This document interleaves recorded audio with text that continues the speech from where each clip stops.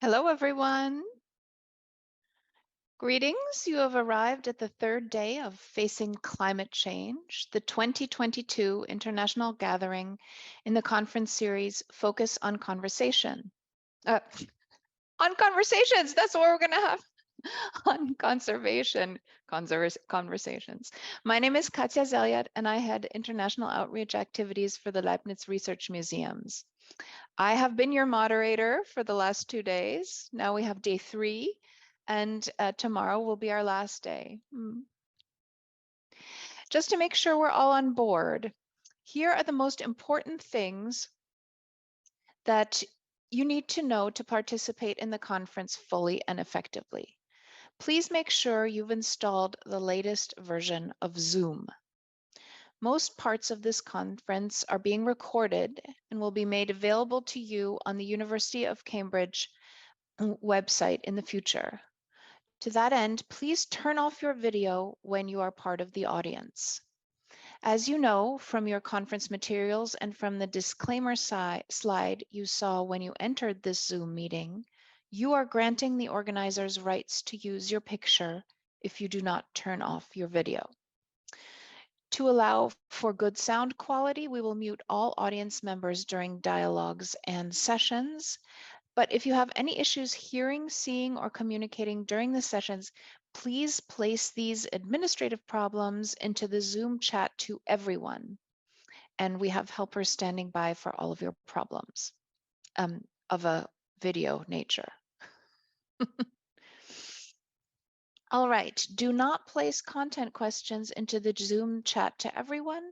Our questions to our speakers and our dialoguers will be held in Slido. To pose questions to these speakers, get into the polling tool in Slido and put your questions there.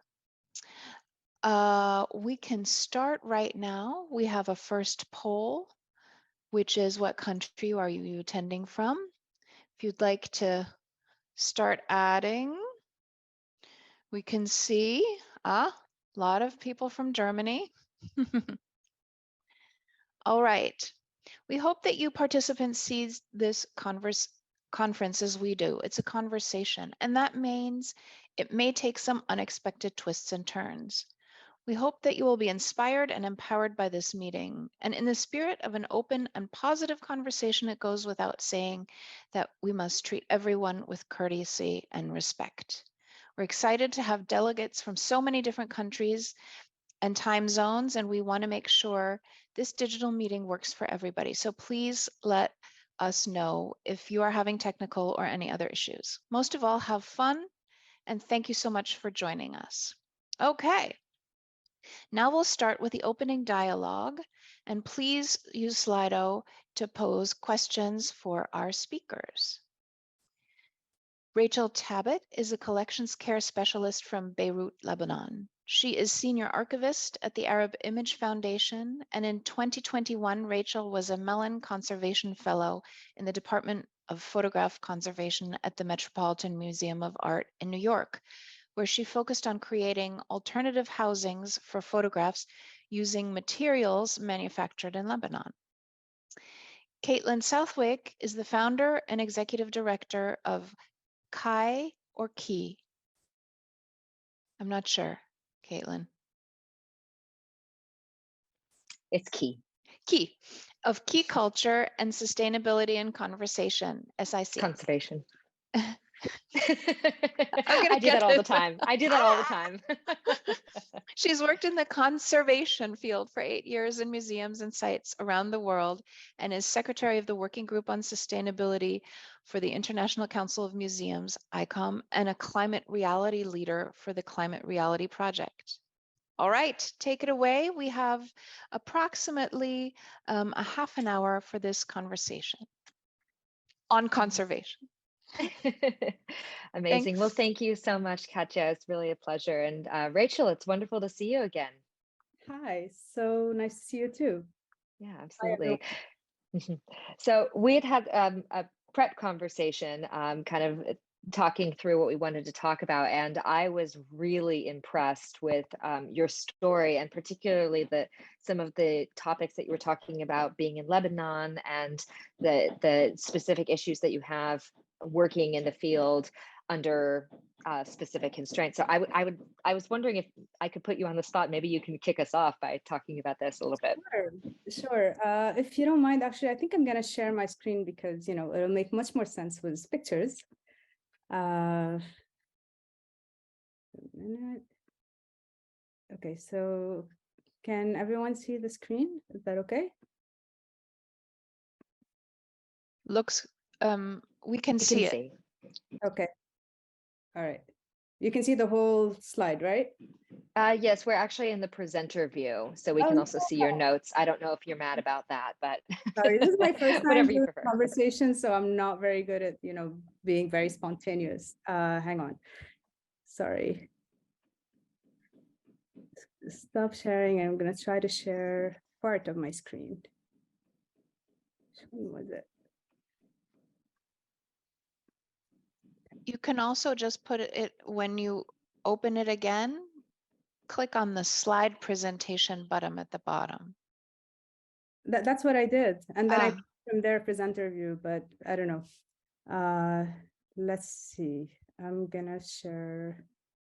Sorry. Okay, I think you should be able to. Let's see. It's quite zoomed in now, so we're not seeing the whole slide. Trying to hang on. There we go. Okay. Does that work? I think we're in perfect shape. Yes. Okay. Okay. So I'm just gonna. Honestly, I don't know how familiar everyone is in Lebanon, so I'm just gonna go very quickly over a couple of things. First thing you need to know, Lebanon is in the Middle East region, and it's a very small country that for decades now has been either at the center or in the proximity of several either local or regional conflicts. And, growing up here, we've always been used to sort of, we've been very used to embracing instability as part of daily life. But since 2019, we had a very severe economic collapse. And very gradually, things have been getting worse and worse and worse. And now we're dealing with constant fuel shortages and electricity shortages. And the currency has lost up to 90% of its value.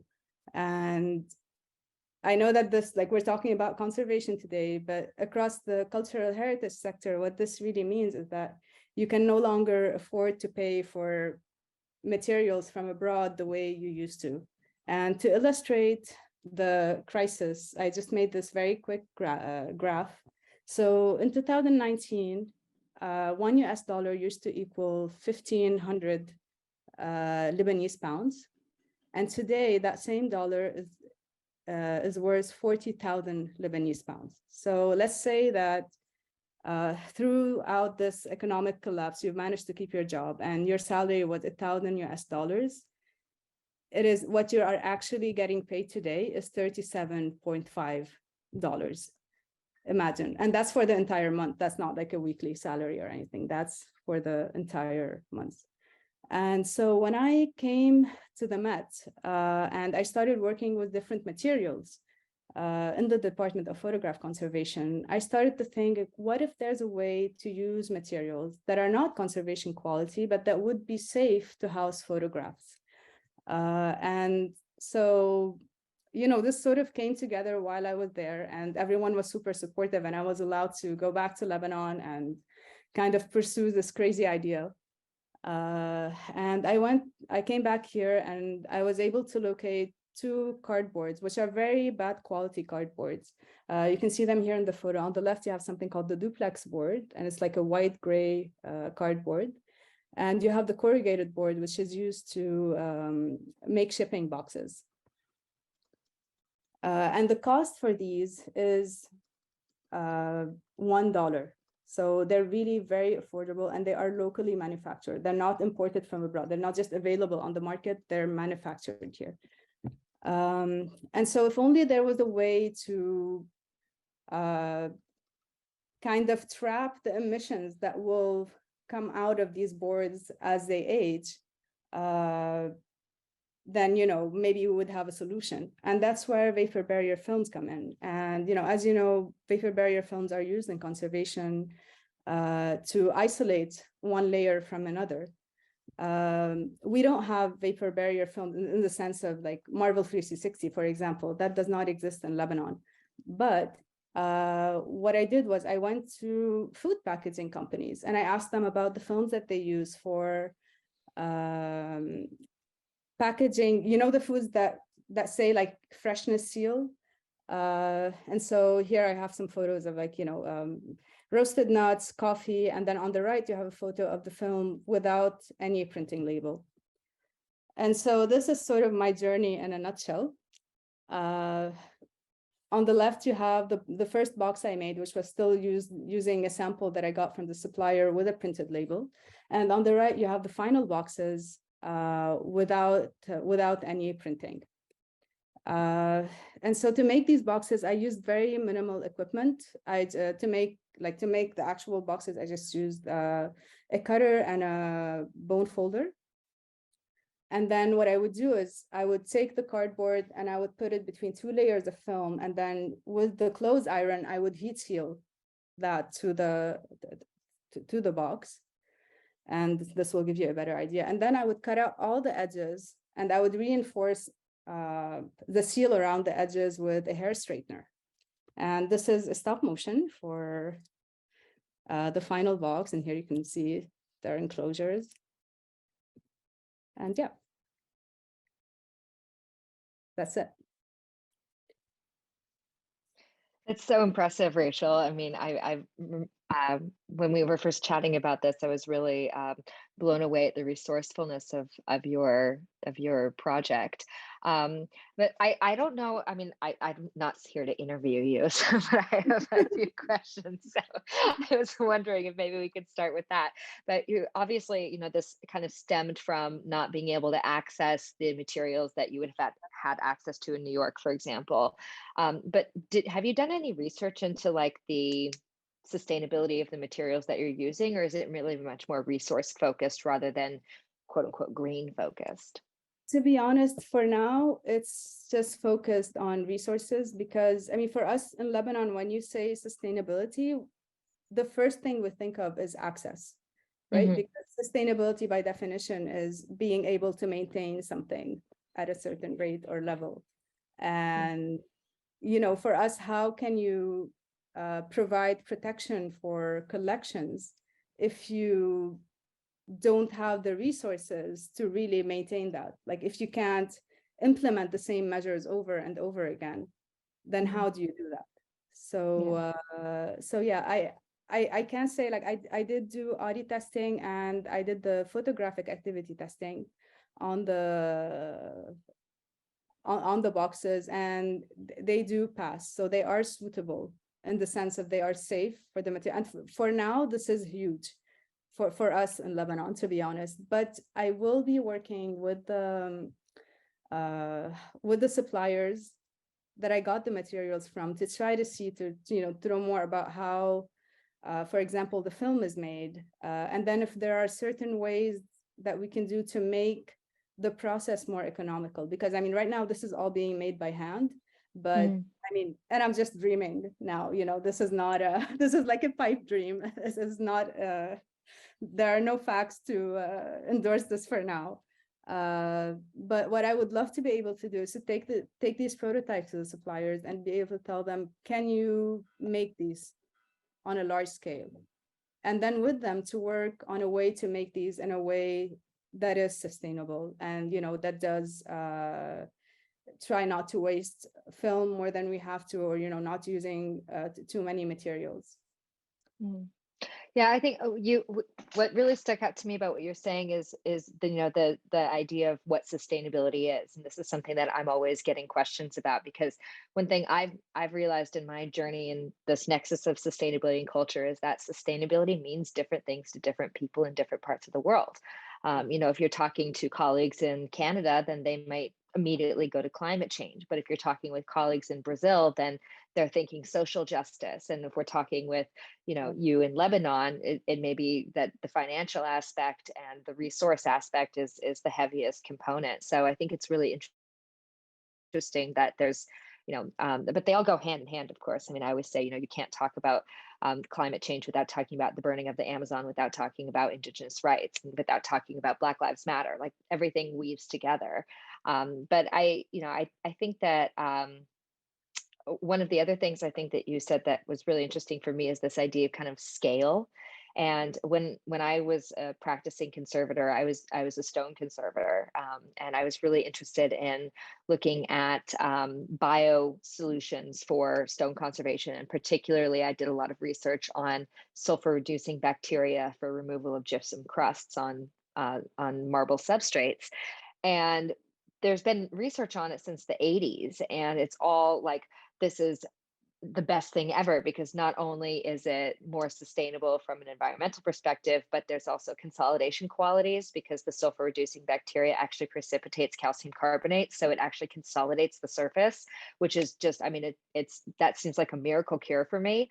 But of course, all of the research was done in labs, and there's no commercial product available. And they did try to commercialize it at one point, I think in the early 2000s, but it wasn't financially viable because, and also there were some issues with the length that the bacteria, even freeze dried, could survive. So it was like this whole thing where it never got streamlined. But that's something that I think is also really interesting, is this idea of, the kind of bespoke or smaller scale solutions, but then how do you turn that into something that's available for everyone?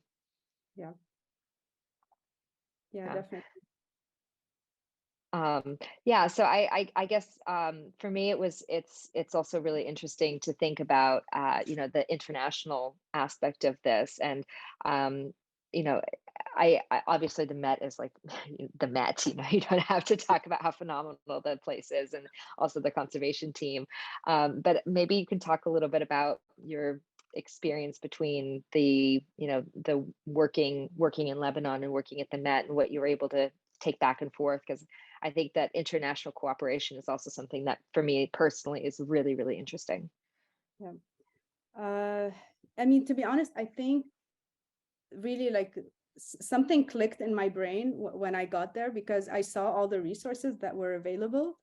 Mhm. And I felt like, oh, all the questions and the things that I have been asking myself, just wondering about, I actually have the means to answer these questions now. And this is sort of how the project came to be, because it was like, oh, I can do accelerated aging tests here. I can actually make boxes here. I can, you know what I mean? Like I really had all the resources that I needed to make this project.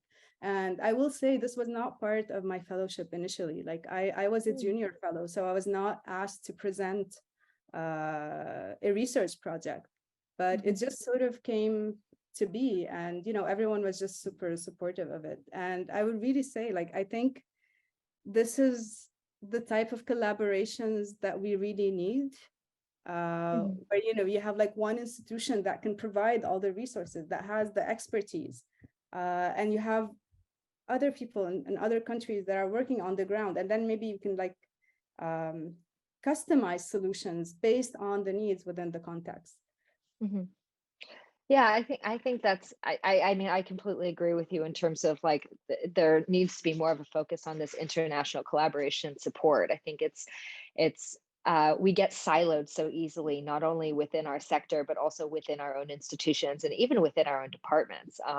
If you talk about, for example, the conversation of climate control, it's you've got the facilities managers and the conservators who aren't talking to each other, and consequently we're left with astronomical energy bills and institutions that can afford that. And then, of course, if you look at other parts of the world where there are museums that don't have climate control, because guess what? They don't have access to energy 24 hours a day. So I think that there's so much that we can learn from each other across borders. And this is a, beautiful example of how you can support each other, not only from a knowledge sharing, but from like practical application side of things. Caitlin, do you think you could talk a little bit about Key? Yeah, of course. Be happy to. I got this from all of the people who are sending me things. So Oh, okay, great. the world wants to know. Wonderful. Well, thank you. Thank you. Well, for everyone who doesn't know me, my name is Caitlin Southwick. I am, as mentioned, the founder of Key Culture, and also, as I also already mentioned, an art conservator by training. And Key Culture is really kind of stemmed out of my own personal experience as a conservator, feeling frustrated with my own practice. So I, grew up in Colorado. I'm from the mountains. I am a huge fan of this big, beautiful planet we live on, but conservation can be very unsustainable, both from a environmental perspective and a social perspective. We already know it's economically unsustainable. And so when I was a student, I was just trying to figure out a way that I could be more sustainable in my own practice, and specifically looking at greener treatments. As I mentioned, I did a lot of research on biotreatments for stone. And I found that there was a lot of people who had the same idea as me in terms of wanting to be more sustainable, but there wasn't a lot of solutions or support systems or information available. So Key Culture is really, we're an international nonprofit that's dedicated to the nexus of culture and sustainability. So we look at culture from a very wide perspective. So work with conservation and museums, but also artists and galleries, performing arts centers, packing, shipping companies, vendors and suppliers, foundations, municipalities, the whole, lawyers, insurance agents, like the whole sector. And then also, of course, the three pillars of sustainability. So not just environmental, but social and economic as well. And we really just try to help support the sector in this transition to sustainable practice, so that culture can be effective advocates for sustainability on a global scale. We really believe that in order to transition to a sustainable future, culture has to be at the heart of that. And consequently, we need to be the ones who are talking about sustainability. We need to be the ones who are showing people how it can be done. So that means, of course, practicing what we preach. And we have different projects and programs that we work on for this. One of the really exciting ones that just launched is our Go Green project, which is actually a Horizon Europe project in collaboration with many other phenomenal groups around Europe, where we'll be focusing on really defining what green means in conservation. We throw this term around a lot, but we actually don't know what we're talking about. And right now we're in a kind of a perilous place of walking on the line of greenwashing, perhaps, because we have a lot of products that are coming out that are saying they're green, and we don't really know what that means. So during this project, we're going to be looking at what green is, and how we can look at maybe decision models and other tools to help make better decisions for the environment. In addition to that project, we also just launched our Greener Solvents initiative. We have a handbook that's available from the Sustainability and Conservation website that's free to download, that talks about greener solvents in the field. And we also have our key books, which are step-by-step guides on how to be sustainable, which you can download from the Key Culture website. And finally, our main project is the Key Futures program, which is an international coaching and training program. So that's, of course, why I was so excited with what Rachel was talking about with that international collaboration, because I think for me, the fundamental solutions for a sustainable future are collaboration, cooperation, and co-creation. And it has to be done on an international scale. So yeah, that's a little bit about Key Culture. I hope that answers your question. Let's see. Caitlin, there's something that we discussed in our prep session. I remember you said that you always aim for the win-win-win. Yes. And I was wondering if you can also talk about that, because Yes. I found it really fascinating. Oh, well, thanks. Well, yeah, I think a lot of, sustainability has a friend of mine always says sustainability has a marketing problem, because a lot of times people think that sustainability means making a compromise, or that it's really expensive, or that it's something really hard. And actually, if we look at it, we have all of the solutions already. So, and it's not that complicated. And in fact, all of the time, sustainability is always less expensive. And sometimes it's in the long run, sometimes it's in the long run, sometimes it's now.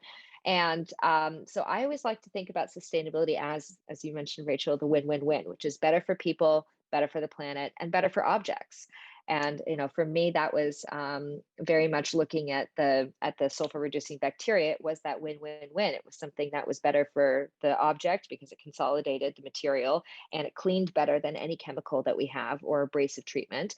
Better for the planet because it's non-toxic, and it was better for the people because, once again, non-toxic. And I think that's another thing that we specifically in the conservation field have to really take into consideration is our own personal health and safety. Because that's something that for a long time was neglected and of course resulted in a lot of really tragic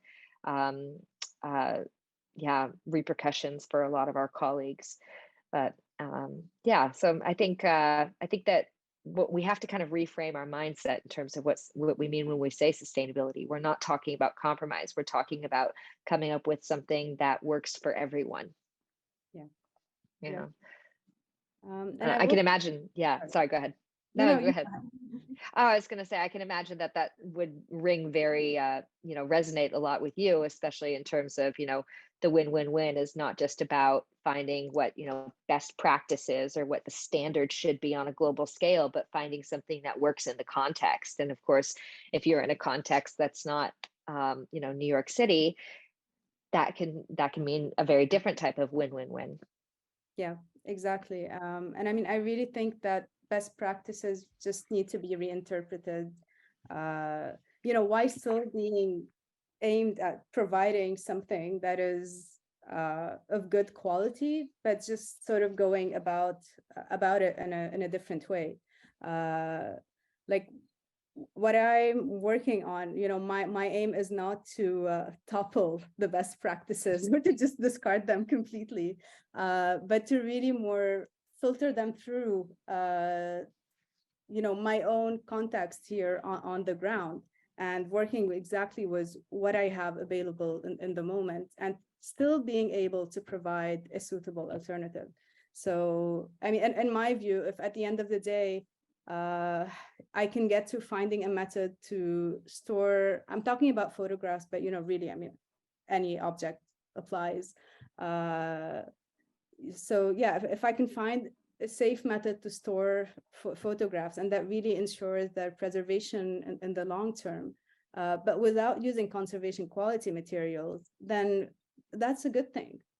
You know what I mean? Because when you don't have conservation quality, I mean, I have seen collections sitting for years and years and years because, oh yeah, the budget for the conservation quality materials alone is, I don't know, $20,000, and we don't have that kind of money. So we just have to wait for the right grant and for having, the right team, et cetera, and what happens is that meanwhile, the collection is sitting there in a really bad environment and it's not getting any better.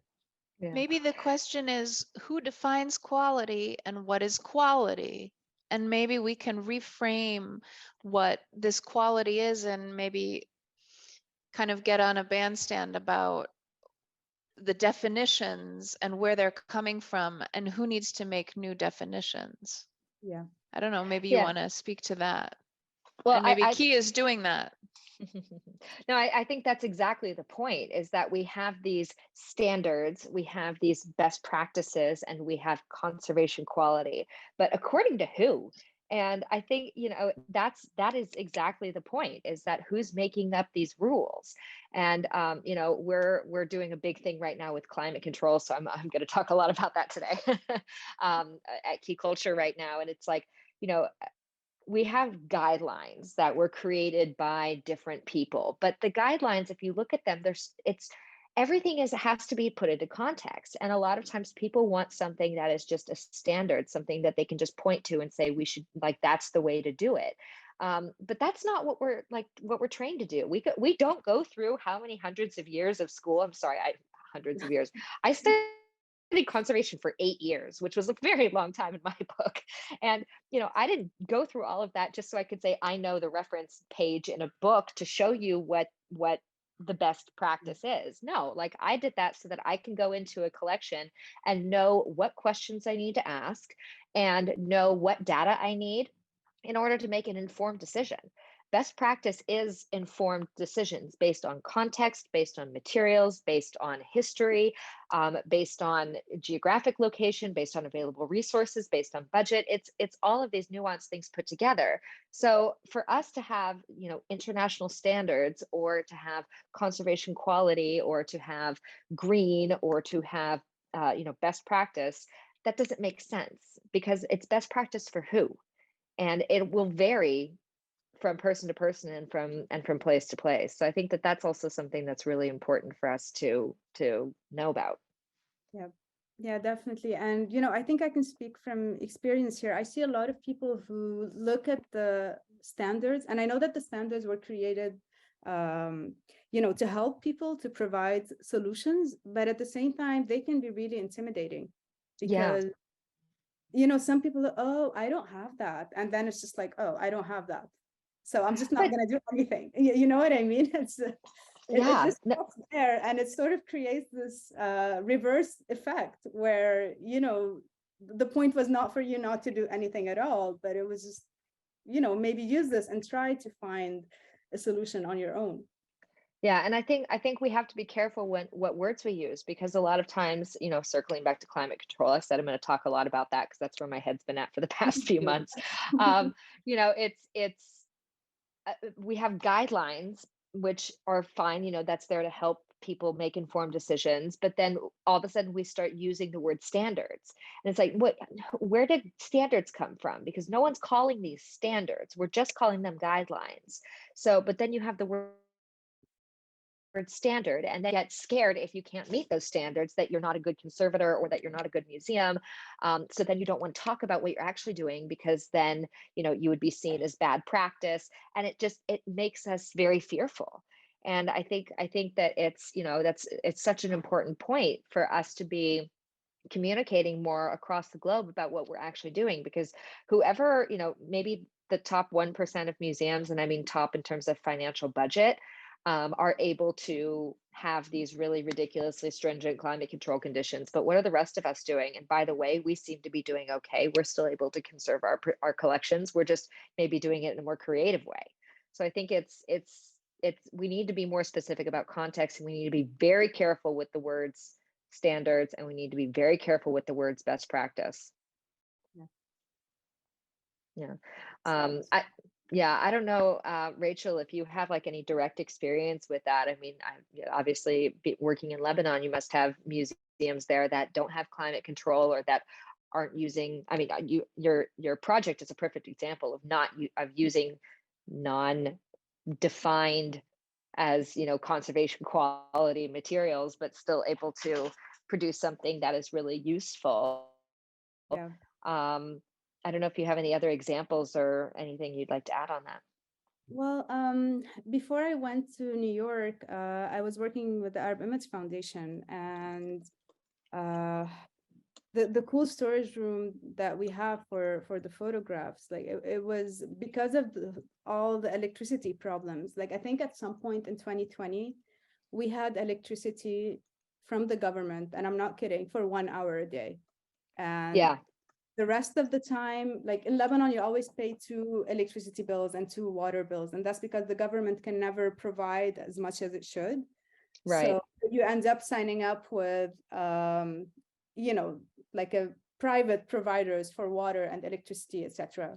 And so we had one electricity from the government, and then we had maybe 8 hours of electricity from the generators. And so there were all these stretches of time where there was just no electricity. I mean, how can you even talk about, the HVAC system and the climate, etc.? You don't have exactly. What are you gonna do? I mean, so yeah, I mean, what we did during then, I just I told the team, like, we're just not gonna open the storage during that time, and we monitored it, and you know what? It was mostly fine. Yeah. Just passing the doors. Some of that the amazing? talks, some of the talks yesterday were really centered around these questions of um, what what is appropriate for where you are, and how can you also inside your own head think that where you are is the right place to be, and you shouldn't be wanting to be in another place or using another place's standards, best practices, because the potentially the people who have made those standards are not necessarily understanding your situation. Now we've lost Rachel. Oh. I think she's still there. It's just dark.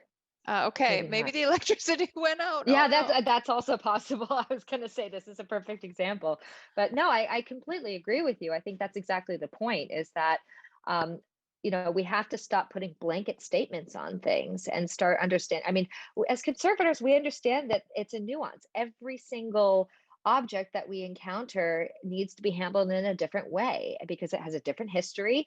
It may be made of the same material, but it may come from a different place.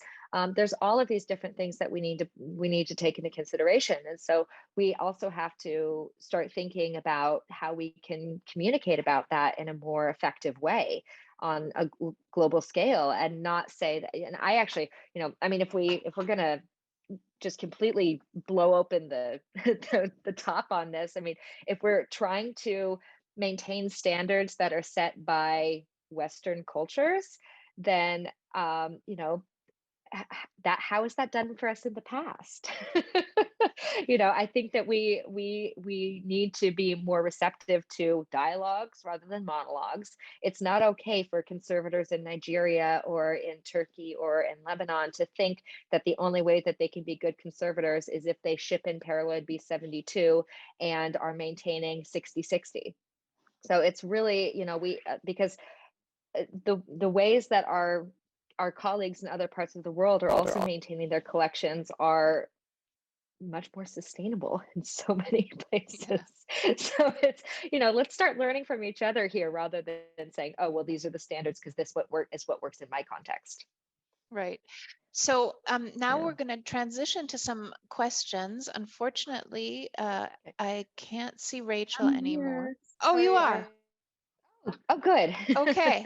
I don't have Thought we electricity. lost you. It went out, so I can turn on my camera, but it's just dark. So It was So, as though it's back in a minute, though. some intervention happened the moment when you started talking about electricity. Okay, Yeah. so we have our first question for you, Rachel, and I think it might come from Angelica Isa, who presented on the first day. And the question starts with, love seeing this, Rachel. It's the same as in Peru. Have you tried finding donors for the material? Angelica says, I found a supplier who donated scraps to me for this. I love that. I'm sorry, there was a lag in the connection and I couldn't really hear the last part of the question. I just heard, that Angelica, she loved to see what I did, and then yeah, so Something she says the situation is the same in Peru, and she's wondering whether you have tried finding donors for the material because she found a supplier who donated scraps. I am so sorry. I just got logged out and logged back in. Rachel, I can just, you hear me? Yes, I can hear you now. Okay, so the question is, have you talked to suppliers and asked them to donate, and perhaps scraps might be an answer? Well, I mean, the thing is, the main problem is that the suppliers will only make this film, they will only manufacture it once you place an order. And that usually comes with a printing label. So, and I don't want anything printed on the film. And so that was actually, it took me like over a month to get the film unprinted. At first they were really surprised. Like, why do you want this unprinted? Are you sure you don't want to like print your name or something, But yeah, once I only needed a very small quantity. Like, they deal in kilometers, basically. So it was really hard to find. Just like, eventually I was able to find that one supplier who was willing to stay on the phone with me and understand what I'm looking for. and really kind of think with me about the type of film that I need, and then I was able to order the film that I wanted after I saw samples from him. So donating scraps would not be an option, sadly. But I mean, I think the cost for these is really, like, I think it was per meter square, it was about $6, which is really affordable. So did you show the supplier the finished product? not yet, actually. No, I haven't had the time, but I think he will be donating once you show it to him. I hope so. I really hope so. If you put special photographs of his family in there. Yeah, like, I made this for you. Okay, next question. Sustainability can also mean considering more critically what and how much heritage we should preserve. Is this happening where you are? Let's ask Caitlin first. Oh, well, I don't know where I am. I guess that would be in your mind space. In my mind, thank you. That helps. In my mind space, yes, I think that's hugely, hugely important. Some of the really interesting conversations I've been having lately about this, of course, involve deaccessioning. 90% of museums' collections are in storage and not on display. And yet we're shipping the top 10% all over the world to make it more accessible to people. I think that's the whole, like, there's kind of this hoarding mentality we have. I hate to say it, but it's true, and that's not sustainable at all.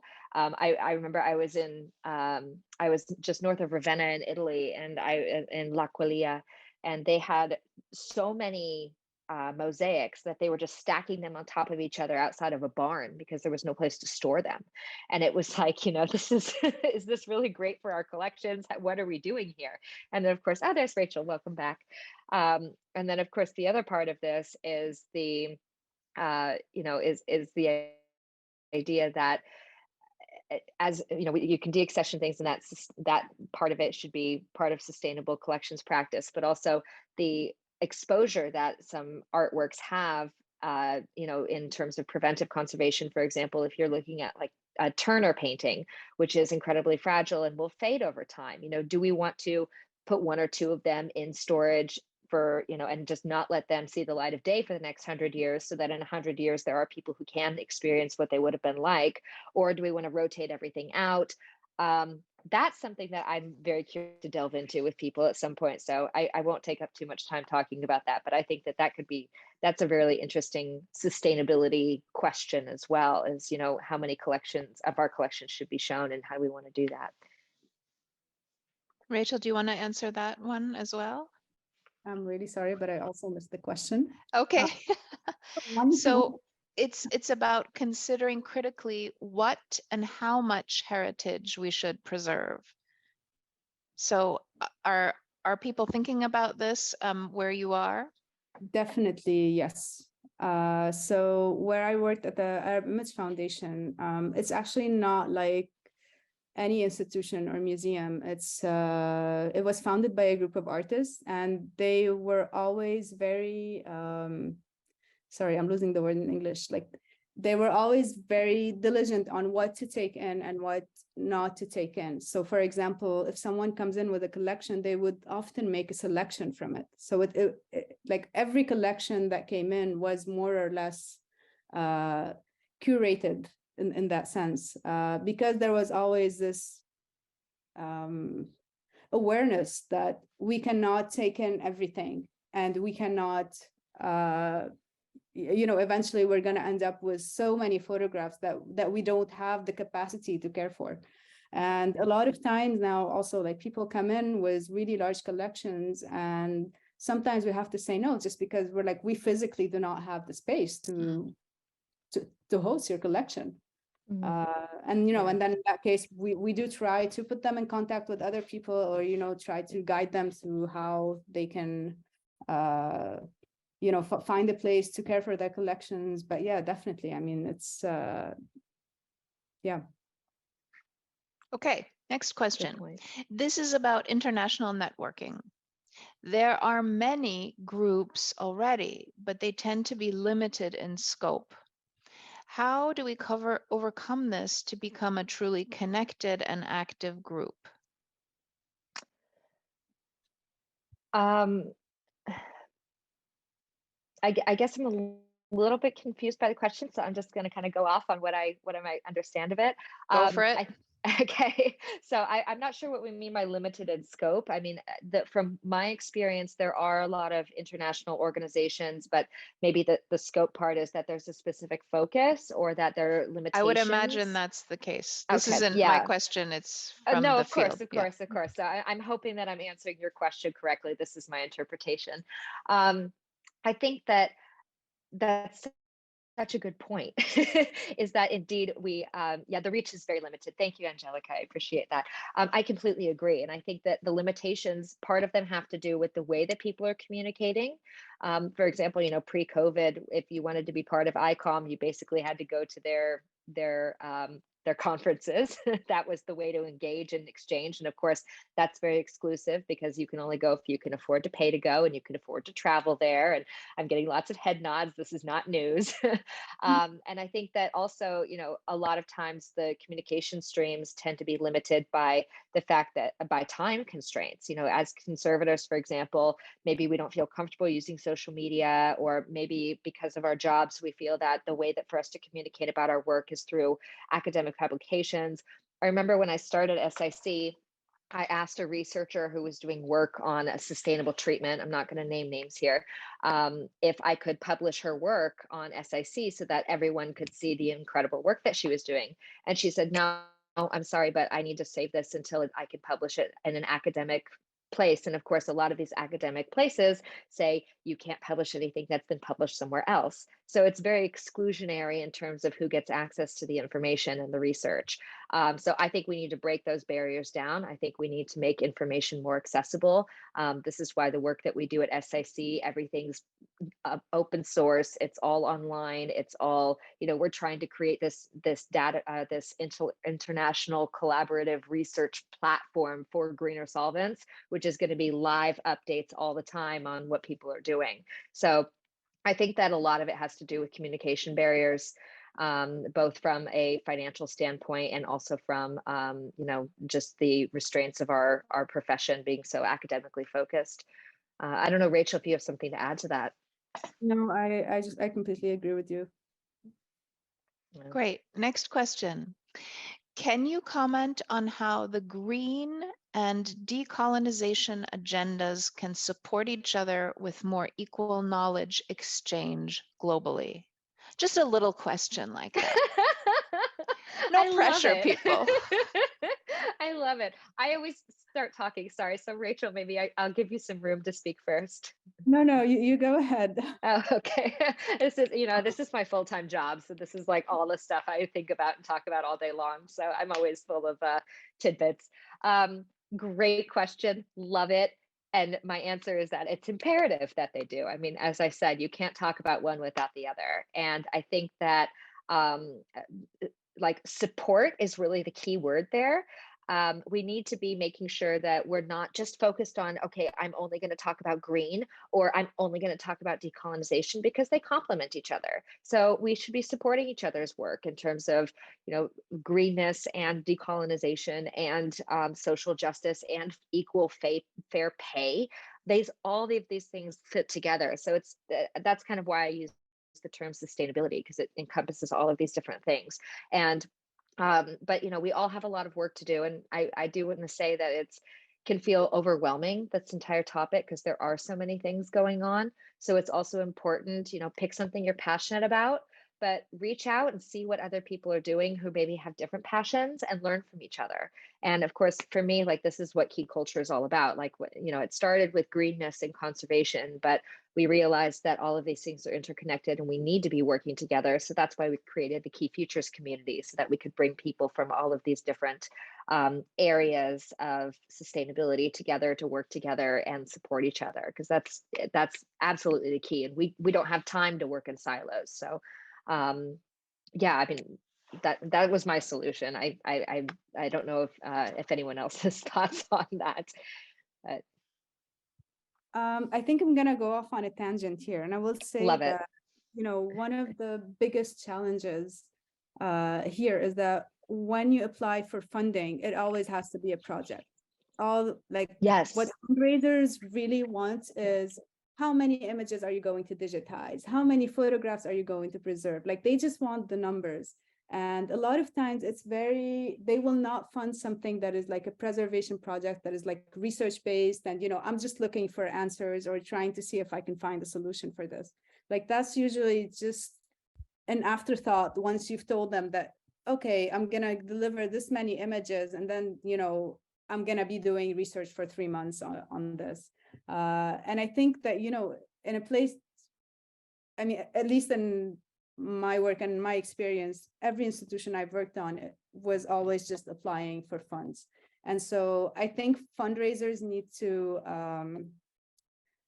change sort of the projects that they fund, and just make it a little bit more, sorry, I'm losing my words. Like, I think you understand what I'm saying, Caitlin. I see you nodding. Like, just make it. You Yeah. hit it the nail on the head with that. Yeah, more accessible and more inclusive. I can rant about this for a long time, but funding structures are 100% broken. And I could not agree with you more that, it has to be project based, and it has to be specific, and it's based on their metrics and their definition of what they want you to do. It leaves no space for entrepreneurship or innovation. When I first started Key Culture, I thought, oh, this is a great project. I'll be able to find people to fund it.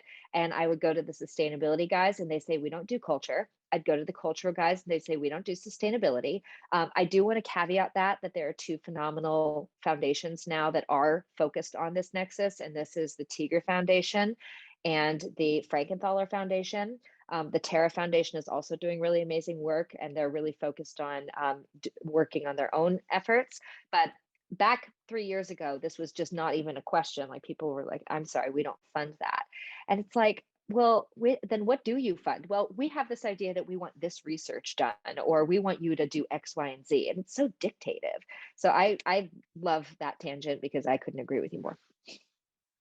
Great. I think we have time for one more question. Rachel, do you experience that materials are different each time you purchase them? And do you have to retest every time? Well, I mean, so far, I've only purchased the materials once, but in the future, and this is something that I'm working on, I'm still working on my fellowship report and, on a final paper, etc. And I am working on guidelines for testing because, yes, I mean, if this work is to be reproduced, and if I'm going to be doing this more than once and purchasing the material, then ideally, every batch should be tested. But Great. I mean, at the same time, I don't know how much this can be implemented. I was able to do the testing when I was a fellow at the Met. Right now, I don't know where I would be. I mean, not just in terms of funding the test, but also just in terms of like where to carry out the test. Then I think it would mean that they would have to be like the samples would have to be shipped abroad and then sent back. So, yeah. All right, I guess we have one more question time for one more question. Caitlin, have you already had participants from the Global South? And can you tell us an example? Yeah, of course. We work very closely with the National Museum of Lagos in Nigeria, for example, also with the Museo Moderno in Buenos Aires. Oge is a good friend of mine and the conservator at the National Museum of Lagos, and she has been such an inspiration to me in terms of changing my thought processes on this. I mean, the museum doesn't have climate control, and it's not just because of the limitations of energy and budget, but actually because guess what? The materials that they're housing came from outside. They're used to the ambient conditions, and it's actually more damaging to take those materials and put them in a climate controlled environment that was built for London. And I just blew my mind. I was like, well, what? Yeah, what are we doing? Like, and then you look at, I've been delving into this, as I said, and you start looking at collections that have been damaged by putting them in climate control conditions because you're not taking into the account their historic environments. And I think And, Oge was kind of the first one to talk to me about this idea of trying to get like the best materials. And, she said, well, we don't have access to paraloid B72 here. So what are we going to use instead? And I think that there's just so much to learn from each other. And, the people's information who we have access to tends to be a very small group. And if we can just expand that and get everyone part of the conversation, then we're going to just see so much development and I hate the word, so much advancement or just efficiency in our field. It's just amazing how much information, knowledge, resourcefulness, and creative thinking there is out there that is untapped knowledge at the moment. Okay, great words to end on. We're going to move into the next part of today's sessions. Thank you so much, Rachel and Caitlin. This was a really great and exciting dialogue with some proof of practice when the energy failed. All right. Amazing. Thank you so much. Thank you so much. All right, we're going to take a very short break before our speaker session. Come back in 5 minutes, and please use the time now or at any time to suggest breakout rooms that you might want to see listed at the end of the day. All right. Welcome back, everyone. For our first talk, I'd like to remind you to use Slido to collect questions for our 3 speakers. Our first talk is with Mariana Escamilla Martinez. Hi. Hello. Mariana is a paintings conservator working at Studio Redivivus Yeah. Redivivus in The Hague and has investigated so-called green solvents for their use in the conservation and restoration of oil paintings. Take it away. Thank you so much, Katja. I will share my screen. I'm a bit sick, so I apologize for my voice. I'll try to keep it as manageable as possible for everyone. So yeah, green solvents, just a little bit of an introduction. Again, I'm a paintings conservator, but I studied in Cologne in Germany, where I did my thesis on assessing various so-called green solvents. The so-called we'll discuss in a little bit, for their use in paintings conservation. So in this presentation, I would just like to walk you through a little bit of an introduction of what actually green solvents are, and if we can ever actually define that. A bit of the theory behind what I did, and how I've translated this into practice now during work. So, well, first of all, if we want to talk about green solvents, we need to go back to the concept of green chemistry. This is a relatively young concept created in the 90s by Paul Anastas and John Warner in the US. And what they basically said was that chemical processes needed to be designed with a more sustainable approach. That means that they should be less polluting, more efficient, and less hazardous for the environment, but also for the users. These authors created a set of principles that are widely available online.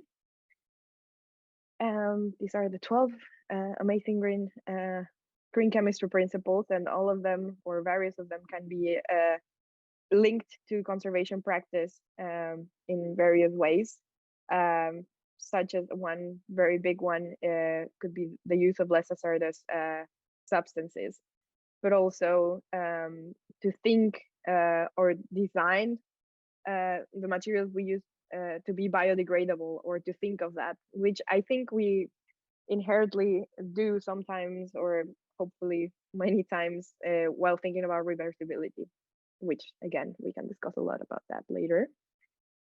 But well, what is then actually a green solvent? And this is a very open concept. Green solvents are ideally produced energy efficiently are derived from renewable feedstocks or biomass are less toxic for the user in the environment. They are biodegradable.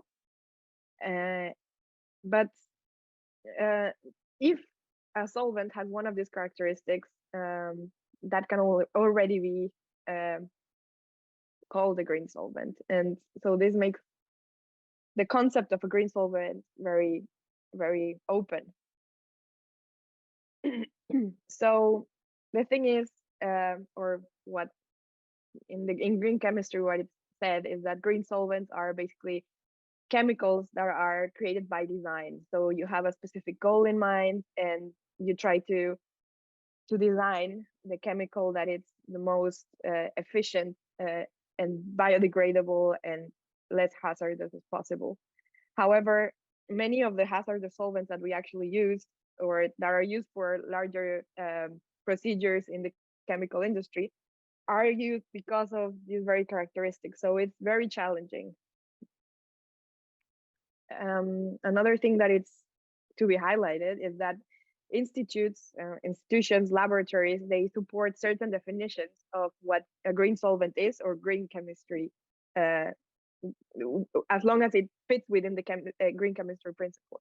And these might differ from each other. So, and again, the biggest challenge is to create a direct replacement for a specific goal. And this is something that I would like to maybe discuss with you later on. A green solvent is a very, very loose concept, and it's relatively open to interpretation. So I think it's a nice topic to talk about later on. What is actually for us green solvent as a conservation college and an institution, as I would say it, but as a group of conservators. And in general, why do we need these green solvents? Solvents that are used in conservation are usually not obtained from renewable sources, which later on might become an issue.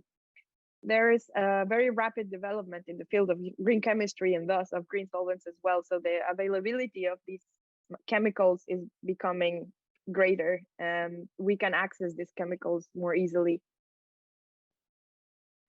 And I think a very big one is that although slowly the world is trying, or we're rejecting petroleum-based materials, and very toxic solvents are petroleum-based as well. So in the future, there might be that these solvents become obsolete or that they are just way too expensive for our purposes. So we should start thinking about other solutions. A problem is that green solvents, these newer chemicals or chemicals now more in use, remain unassessed for in our field, but also in general. So there is limited information about toxicity, life cycle, etc. When looking at my project specifically, I wanted to assess the applicability of a selection of these so-called green solvents and measure their effects on resins and paints that would be important for paintings conservation. What I did is that I compared those results that I obtained with commonly used solvents in our institute in Cologne back then. I wanted to create reliable data on these green solvents, and I took solvents that were already mentioned in literature in the past.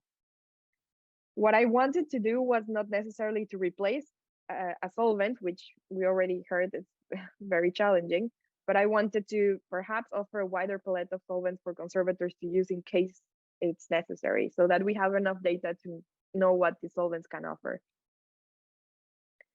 I took a look at various, a wide range of solvents that are presented here. These were the commonly used solvents in our institute. And then I compared them with 5 green solvents available in the market, but that again were already used or mentioned in literature. Up until now, in my professional career after university, and I have to say I have been using ethyl lactate a lot for certain specific treatments. What I did during my studies was to take oil paint and measure swelling of the paints that I created and measured in order to see what the solvents were causing. So I measured swelling and leaching. But then I also tested various resins that we use for varnishing. And I tested varnish gloss and as well, and did some solubility tests as well to see if these solvents would be applicable for varnish removal if the oil paint part was okay. This is a little bit of an example of how I created those results. This is the results of swelling tests that I did. And I was able to create fairly reproducible data using this method by Stefan Zumbel. And this is another example of the solubility results that I had with these green solvents. Again, although these solvents worked in various ways for different purposes, and I had, of course, positive results in the area of paint as well. The one solvent that I've been using now, it's ethyl-lactate.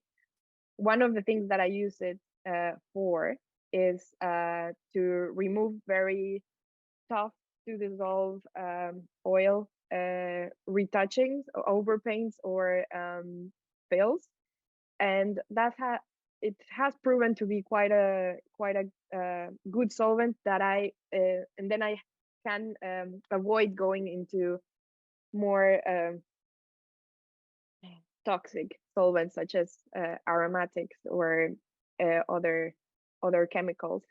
So that has proven to be quite useful. But then I think in order to be able to talk about this concept of greenness, we need to take a step back and not only consider the green solvents, as the so-called green solvents, as the holy grail, but then we also need to take a look at what we already have and what we can do with what we already have, since efficiency in the use of those solvents that we already have is also sustainable.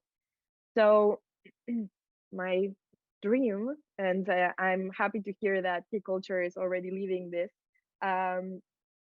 would be to create a real concept for our community in terms of what is sustainable, what is green, what is a green solvent within our field, and how do we picture that? How can we define this? I would also like to say that during our practice, something that I have found very valuable is the monitoring of the air quality in our studio. We are lucky to have an open studio with a lot of space. We have also extraction units that we can use during our work. And nonetheless, this little device that you can see in the slide, it's called a Yuhu. It's a device that measures various things in the air. One of them is, of course, relevant things for us, such as climate control, humidity, temperature, but it also measures VOCs in the air. And what we noticed throughout the years is that when we, for example, were varnishing in one of the rooms that is actually also separated from the main area, we could measure differences in the air quality. So with this, we were able to create a varnishing schedule or solvent use schedule, so that every time a colleague needed to use a solvent, it doesn't matter if it was a very hazardous one, but we were all aware that was going to happen. We were aware that this was going to happen in a certain area within the studio. And for example, varnishing, we always aim at doing it at the end of the week, so that people are not in the fumes for too long. And I think this is also a big part of the discussion. How do we protect ourselves? How do we make our work less hazardous for everyone, for the environment, for ourselves? And yes, so this is something I wanted to share and discuss with you in a little bit. Here again is a picture of a colleague using the extraction unit. And well, another task or another thing we implemented was to adequately track the use of our masks and track how and when we needed to change the filters. That is something that I had the feeling it was always a bit unknown when to change these filters, etc. And I think this is another thing that we can also take a look at in order to create a more safe environment for everyone, and thus, in a sense, also a greener environment. So now to finish a little bit with some conclusions, I think there is a big interest in the investigation of these alternative materials, and I would encourage everyone to start testing these and try to get deeper, if possible, if the research is there, to see how the life cycle of these materials is. Are they really green? Why are they green? Are they green because of them being biodegradable, but maybe they're very toxic? So it's always a bit of a puzzle how to find and this information, and where to pinpoint where the green factor is, and then of course discuss within our group, is this actually green? Are we able to call this actually green? I also feel like especially private practice needs a bit more monitoring if possible, and if not monitoring per se with numbers, with a device that measures something, it would be great to start thinking about how we use chemicals in a more efficient way. And again, one tip would be maybe to create some kind of treatment schedule where people are aware when these things are being used. Yes, further research is always needed, and further research is very, very much needed in this regard. And I look forward to your questions and the discussion. Yeah, I'm glad to hear what you think about this. Thank you very much. Thank you so much, Mariana. Thank you. Our second talk is with Flavia Ravaioli. Hi, Flavia. Flavia is a paintings conservator. Hello. Working. Oh, hi. Hello. Flavia is a research associate and objects conservator at the Fitzwilliam Museum. She's interested in materials-based research that spans art history, conservation, and heritage science. Take it away.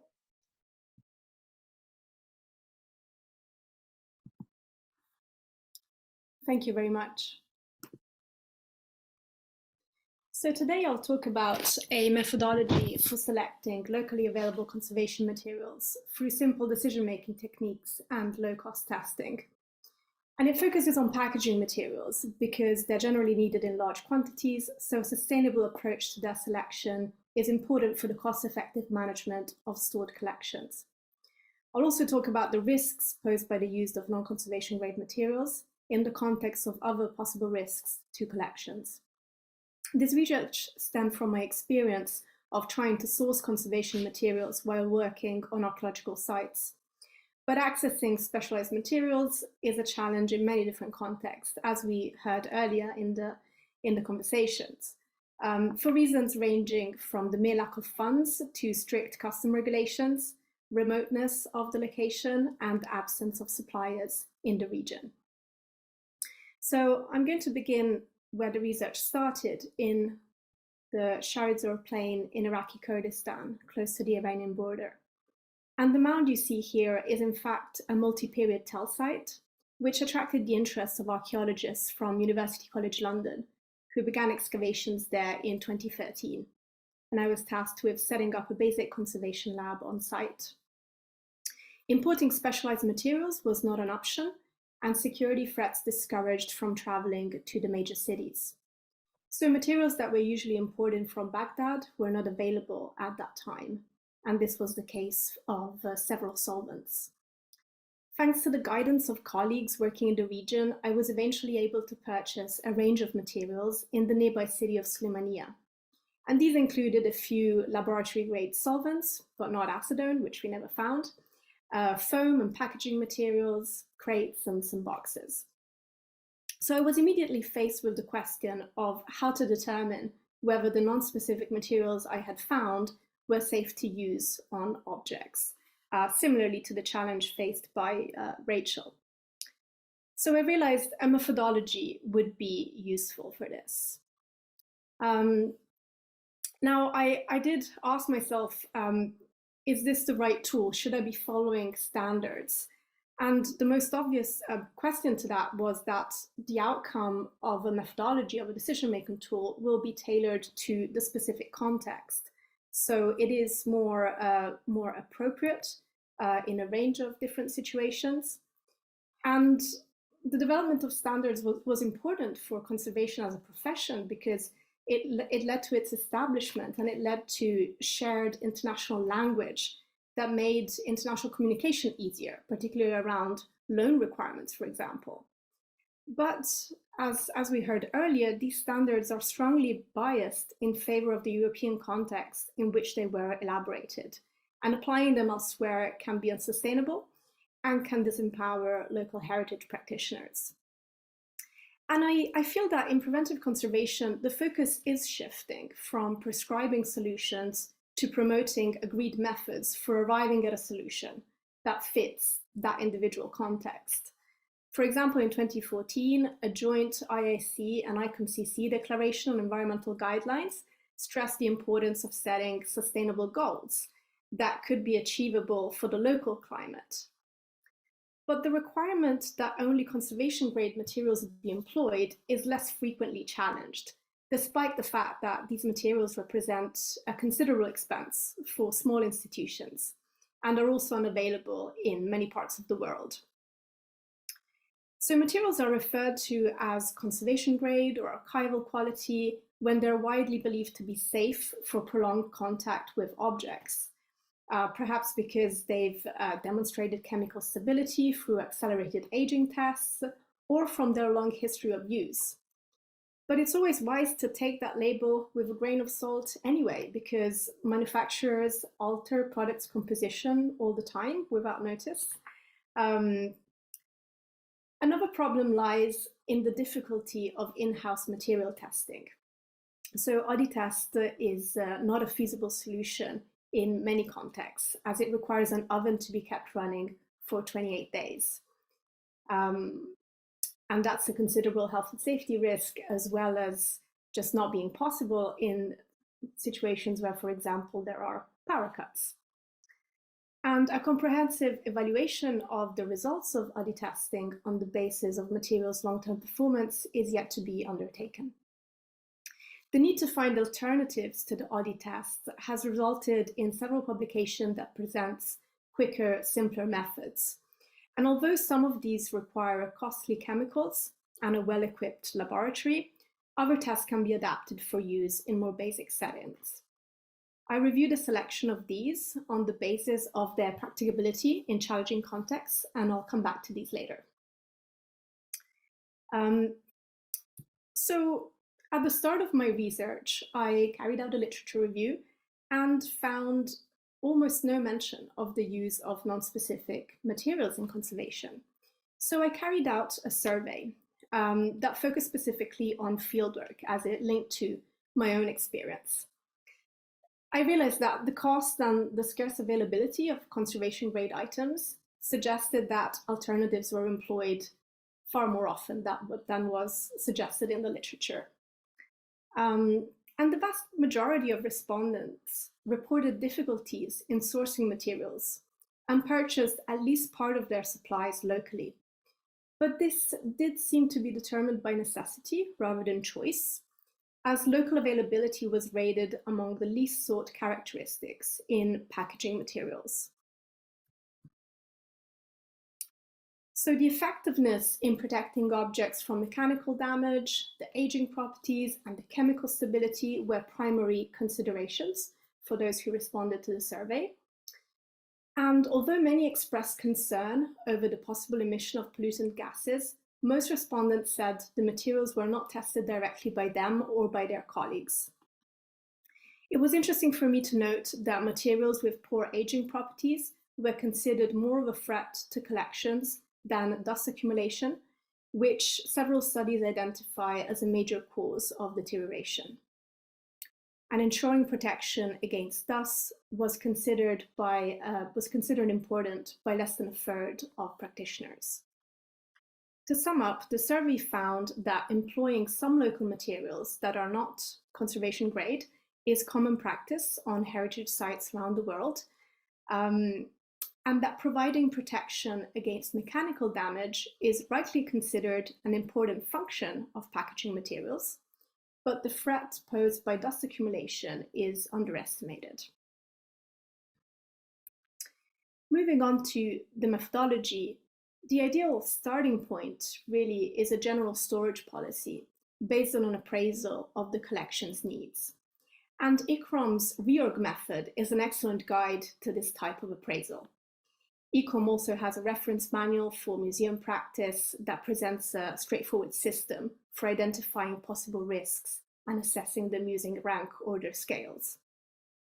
The selection process occurs in 3 phases: the collection of information, assessment, and response and review. So on the basis of the appraisal, a list of the types of storage materials needed is compiled, and information can then be collected on the range of materials available locally and their characteristics, potential vendors, and their costs. The options available are then assessed through a cost-benefit analysis and material testing. A simple cost-benefit matrix is proposed here, where each category for assessment is weighted according to the perceived importance for the project at stake. As well as helping to think through problems, matrices such as these provide a record of the decision-making process, making explicit the options that were considered and the reasons behind the final choice. The survey suggested that the difficulty of testing materials with limited resources is likely to be one of the major obstacles to the adoption of local alternatives. Hence the need to identify simple techniques to test for harmful emissions. I carried out an assessment of a range of simple methods based on several criteria: the materials availability, the complexity of the procedure, the test reliability, their cost, and health and safety considerations. Tests that rated very badly in any one criterion were excluded, and the remaining were tested on non-specific storage materials that I collected close to 2 archaeological sites I worked on in Iraqi Kurdistan and Egypt. And the results were then compared with those obtained through ODI testing. Cost and availability were assessed through online research into distributors and shipping provisions, while an evaluation of health and safety was carried out by examining the material safety data sheets and the hazards involved in the procedure. This is an extract from the table summarizing the results, which were encouraging. At least one suitable test was found for most types of material commonly used in storage. The methods assessed enabled to detect chlorides, sulfides, and organic acids. But a major drawback is the fact that a practicable test for the detection of aldehydes could not be identified. The tests were particularly valid for evaluating the suitability of paper products. Testing for pH, alum, and lignin is straightforward and can be carried out in most contexts. However, several of the chemicals employed in tests for other types of materials were found to be hazardous, and research on safer alternatives would be really helpful. An assessment of long-term emissions can also be complemented with surface pH measurements using universal indicator paper, and with an assessment of short-term off-gassing using Image Permanence Institute AD strips. Whatever the procedure employed, the results of material testing should always be interpreted with caution, as the processes through which materials produce harmful emissions are complex and determined by many factors. When I collected packaging materials during fieldwork, a major limit was that most bore no indication of their manufacturer or composition, and vendors referred to the items with generic terms. The language barrier was a further obstacle. So, going back to a question that was asked earlier, any test could only be considered valid for the specific batch of material that had been purchased. So now to the final stage of response and review. Decision-making based on the results of assessment is best done collaboratively and by keeping the key principle of sustainability in mind. Regular monitoring of stored collection is essential in the review process and allows to readily identify any problems. And a simple way of checking the environment is by placing silver, copper, or lead coupons with a freshly cleaned surface close to stored artifacts. And I just wanted to finish by saying how, when considering the risks involved in the use of potentially unstable materials, it's really key to keep things in perspective. The 2005 Heritage Health Index showed that at that time, only 11% of heritage institutions in the US had adequate storage facilities. And in 2011, a UNESCO and ICROM international survey revealed that 60% of the world's stored collections are in such poor conditions that they can't be used for any type of museum activity. In conclusion, practitioners around the world would benefit greatly from regional lists of suppliers. And in absence of reliable information on the long-term behavior of available materials, the best approach is an assessment based on the results of simple testing. A greater number of low-cost and low-tech test methods are needed, particularly for detecting aldehydes. And online databases would allow sharing of the results for non-specific materials that can be employed in conservation. I think methodologies that focus on the process of conservation in the long run will prove more effective in encouraging good practice than international standards and give agency to those directly involved in the care of their heritage. Thank you.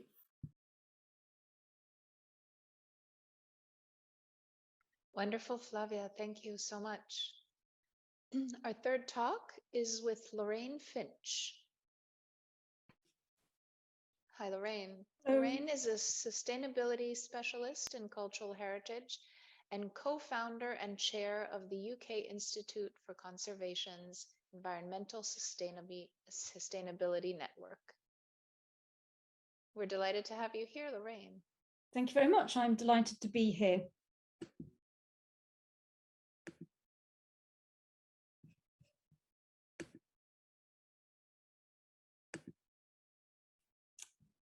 So, hello everybody, good afternoon.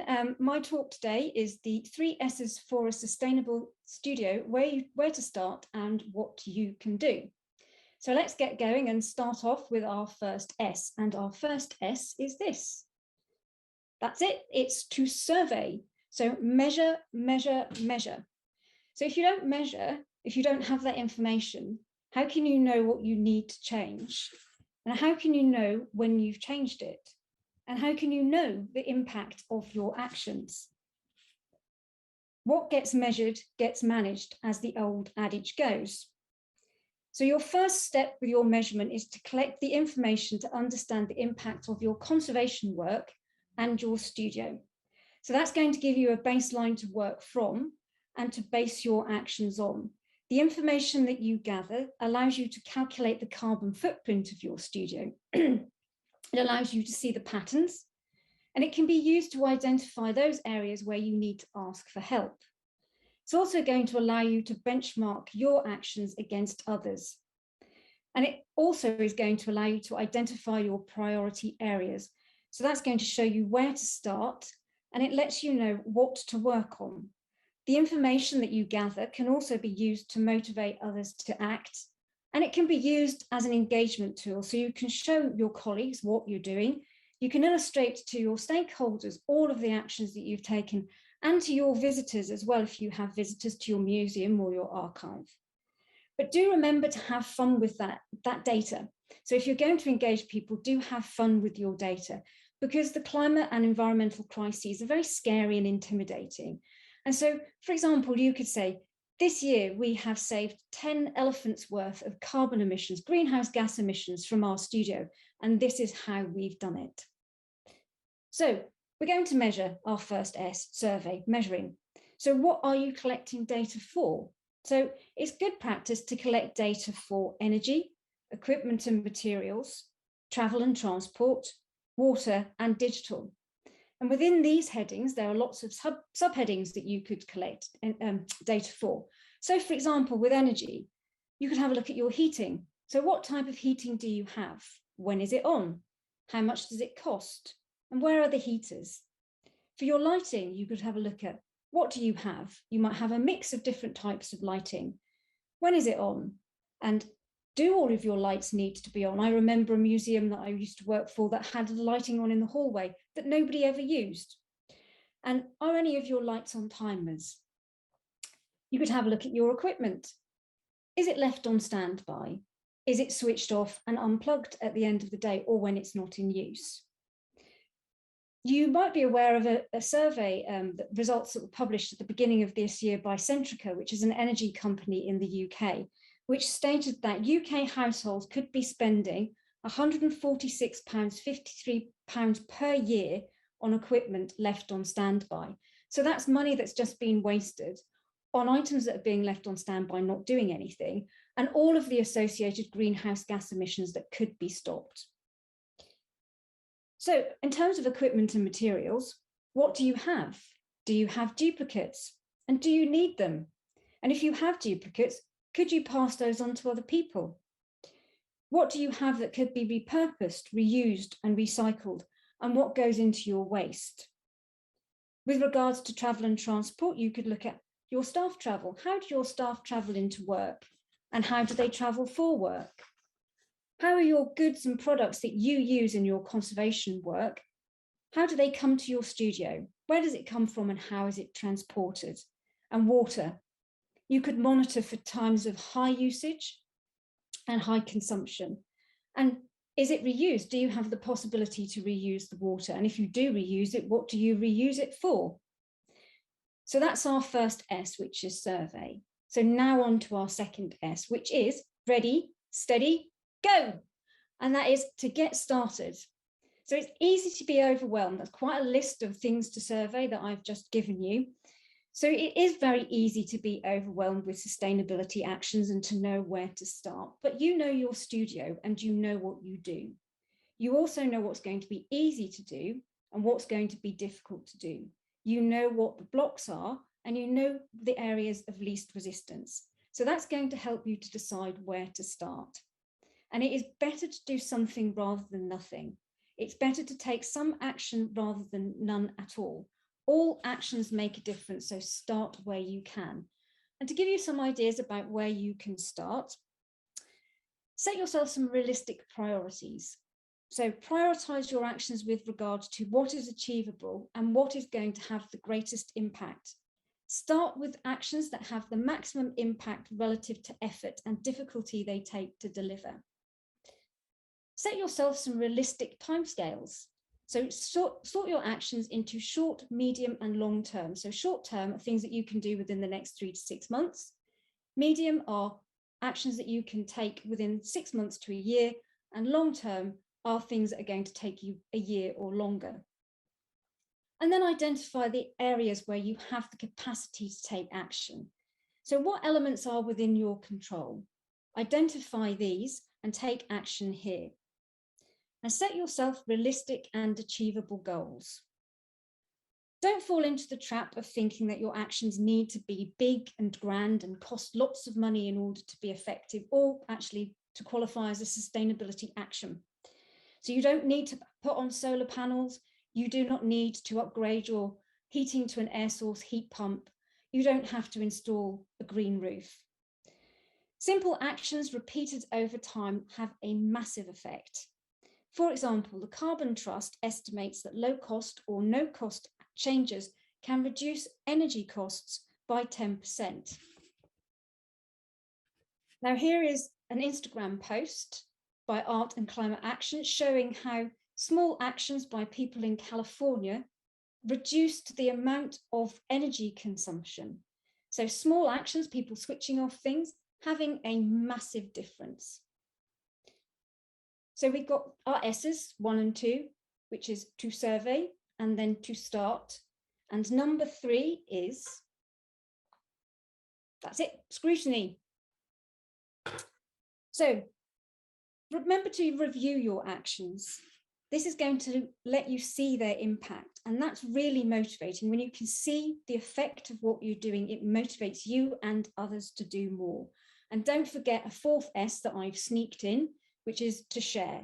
So share your successes with your colleagues, with your stakeholders, with everybody that you work with, and into the wider heritage sector. Tell people what you're doing, because this is going to inspire others. It will give them ideas and it's going to motivate them to take action. So those are our 3 S's for a sustainable studio, and also starting to look at where you can start. So let's have a look at what you can do. So the tips that I'm using now are all taken from my book, Low Cost, No Cost Tips for Sustainability in Cultural Heritage. That's me with my book. And I'm going to give you a few tips from each of those sections that we've just gone through in terms of gathering data. So equipment and materials. So what can you do that are low cost, no cost actions to work more sustainably in your studio? So look for materials and equipment that have reused components and are made from recycled materials. We need to use more items that are made from recycled material. Currently, more materials go for recycling than are made into new products. And this is the case because there's low consumer demand for materials or items made from recycled products. We need to change this to ensure that materials sent for recycling are made into new products. In this way, we will prevent materials from being incinerated, going into landfill, or being sent to other parts of the world to become somebody else's problem. And we will reduce our pressure this way on the finite resources of the planet. There we are, all of these items which we could recycle. And I'm sure we're all very familiar with materials that sit on beaches in other parts of the world. Because we've sent them over there to be recycled, they haven't been recycled and they just end up getting burnt and causing huge problems. So in terms of equipment and materials, also use what you have. Now that might sound really straightforward. However, we all work in busy studios. We need something quickly. We buy it, we put it in a cupboard, gets pushed to the back of the cupboard, and we forget that it's there. So one thing it might be really useful for you to do is to create a floor plan. So create a floor plan of your studio, it's your cupboards and shelves and what's on them and in them, so that next time you need something, you don't forget that it's there, you can go straight to it. It avoids you buying anything else. And I always tell this anecdote. I have a friend who is a weapons conservator who over the pandemic period decided that he was going to sort out his studio. So he sorted out his studio and found 3 tins of beeswax. And that's because he'd done a job, used a bit of beeswax, put it to one side. Next time he'd needed it, he'd forgotten he had it. And so he'd ordered another tin. Now 3 tins of beeswax for a weapons conservator is far more than a lifetime supply. If he'd have known what he had, he would have avoided buying those 2 extra tins. It might also be a good idea to label your products with and your materials with a use by date and the date that you bought them, because some of the products that we use go out of date, for example, microchamber paper and pheromone traps. You also might want to think about sourcing your equipment and materials from alternative sources, such as university and laboratory refits. So this is my binocular microscope and glassware, which I've acquired from a university laboratory refit, completely free of charge as well. So that's another bonus, not only sustainable, but very low cost. So in terms of energy, think about whether you need to use that piece of equipment. If you've just dropped some powder on the floor, do you really need to go and get the vacuum cleaner to vacuum that up? How about just getting out the dustbin and brush and sweeping it up? And then make sure that you switch off the lights and equipment, both in the conservation studio and in your office when they're not in use. You could use a timer if you're forgetful. So this is a timer that a colleague in the US went out and purchased after we had a discussion about sustainability, and she was so inspired, she went out and bought herself a timer so she can never forget to switch her equipment off. You might like to think about shutting your HVAC down, your mechanical control for short periods of time, such as overnight, which is 8 hours, at weekends or during the day, which is for a 3-hour period. So an 8-hour nightly shutdown could save you up to a third of the electrical energy used to drive the fan motor annually, and a 3-hour shutdown could see a 12% saving annually. I'm going to have a look at digital next. So you could send fewer emails. You could practice think before you thank. If each UK adult sent one less email per day, that would save over 16,433 tonnes of carbon a year, which is equivalent to 81,522 flights from London to Madrid, or taking 3,334 diesel cars off the road. That statistic, or that quote, comes from OVO Energy and is based on research from Mike Berners-Lee. And finally, talking. So start a conversation about climate and the environment and keep it going. Add a slot to your staff meetings to share your sustainability successes. Talking about sustainability will encourage others. It's going to motivate them and give them permission to take action. Now, you can also use your time when you talk to come up with solutions, to collaborate and find solutions to your sustainability questions. Now, talking may not seem as if it's going to have much impact, but research shows that it can be the most effective. So, for example, the Harris Museum and Art Gallery in Preston in the UK reduced their electricity consumption by 10% in 3 months after the formation of a team of green champions. And do celebrate your actions and tell everyone about them. In 2021, at an exhibition at the Tate Modern, labels were added to the display cases explaining what would happen to the materials that the cases were made from after the exhibition. I'll give you a chance to read these.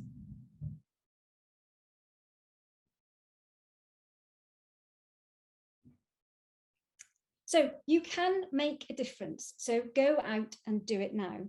Make a pledge to take one action. And what I would like you to do, this is an action for you all to do now, is to go over to Slido and put in there what action that you are going to take immediately after these sessions today. Thank you very much.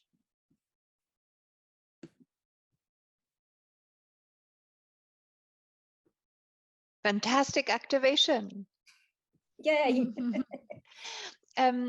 Let us have Mariana and Flavia join you, and then we will do our round robin of questions.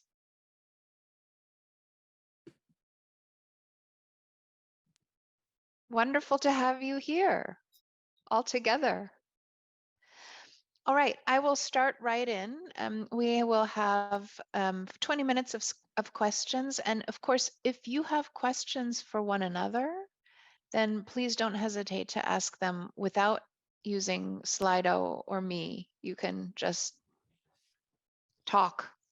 All right, first question is for Mariana. Could you mention again the apparatus for measuring VOCs that was visible in the image? And Yes. what, and follow-up question, what is the green solvent you like or use most? Yeah, well, I think we all do. It's probably water. That already counts as a green solvent. I think I checked some of the questions in Slido, and I think one of them was like, why isn't ethanol a green solvent? And it is. It can be, for sure. It's such a wide concept that it can be. So I guess the answer would be water. If the answer is more directed to the research that I did, it's probably going to be ethyl lactate, as I had mentioned already, just because it works. The apparatus is called UHOO. It's a funny name. It's like UHOO, and it's an air quality measuring device. You can attach it to your phone. Well, it connects to your phone, and it sends you notifications every time, I don't know, the humidity is too high or the VOCs are too high.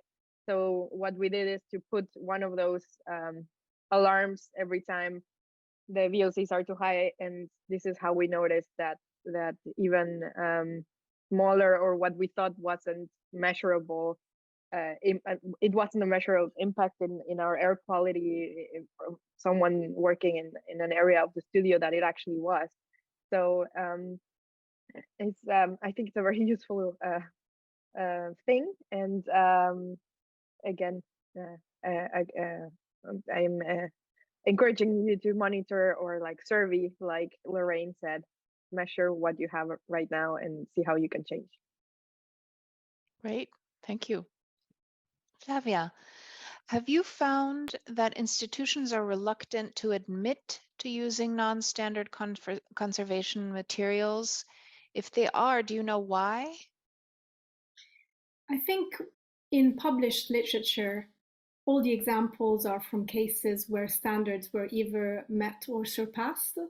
And the scientific basis of conservation is such a basic tenet to the profession that I think admitting to using other criteria to choose the materials we use is difficult for professionals. There are a few exceptions I have found in published literature, but I found that the anonymous survey revealed a scale of use of non-specific materials that is much larger than what we see in the literature. Oh, great.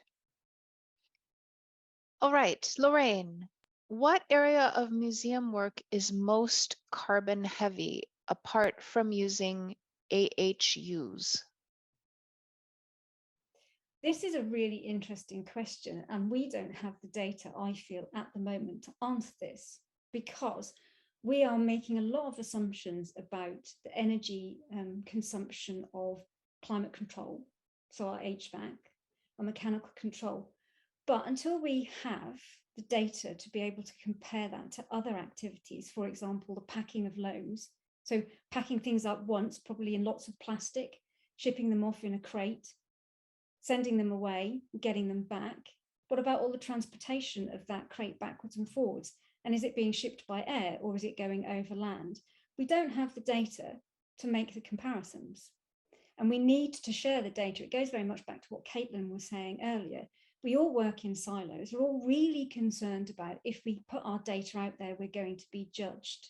But the only way to make effective change is to share our data, to stop judging one another, so that we can make these comparisons and actually know for certain which areas of our work are the most environmentally impactful. Great. I think not being afraid and being honest are the takeaways at this point. And I'm happy that we have created, hopefully we are creating a circle of trust amongst ourselves here. Okay. Mariana, what do you think personally is the most important characteristic of a green solvent in conservation? Thank you. And I guess I just want to comment something that Lorraine just said about the data and sharing the data. And I just want to mention an example. We had this mask expert come to our studio to explain about the masks and how to use them. And then he was like, well, there's not a lot of data on how much you use the mask and how the solvents, how much of the solvent is actually getting through the filters. And then we were like, yeah, I mean, that's right. I mean, they measure in the industry and it's completely different numbers. So how is it tailored to us? So only by measuring and having these monitoring systems, we're going to be able to ever have something and reach a goal and protect ourselves better. And then touching now on this question, I think for me, the most important characteristic is the toxicity part. So the less toxic for me, the better. But of course, it's connected, right? So you need also the biodegradability. How can we get rid of the residues of the solvent, and how were they produced? I think it's also very important to look at the life cycle of these materials and see, okay, they were produced from renewable feedstocks, but it's just way too much energy if you compare it to 2 drops of aromatics, which, okay, they're very toxic, but in the end, again, if we're talking about efficiency, maybe that's another way to approach the greenness. But well, in the end, again, for me, it would be the toxicity. Great. Flavia, are your results and tables available somewhere for easy reference? Yes, they were published in 2020, and perhaps I can share the details of that publication. It's called Heritage and Social Engagement. Great, thank you. All right, Lorraine, do you have any good real-life examples of small changes making a big difference from your own experience?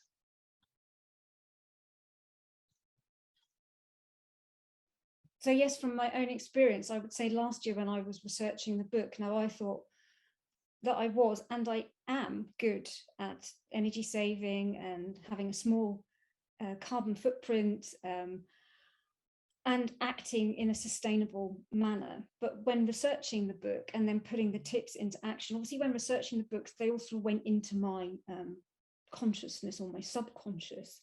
And then after writing the book, putting the tips into action.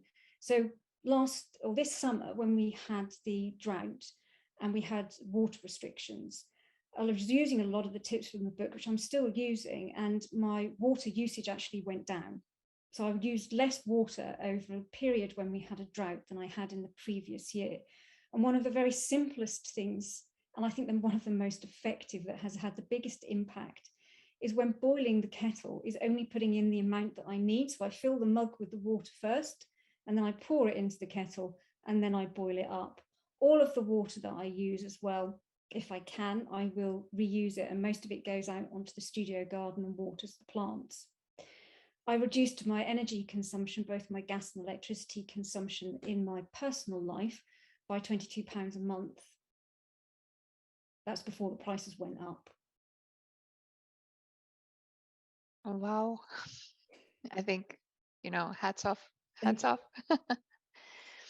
All right, Mariana, why is ethanol from biomass not a green solvent?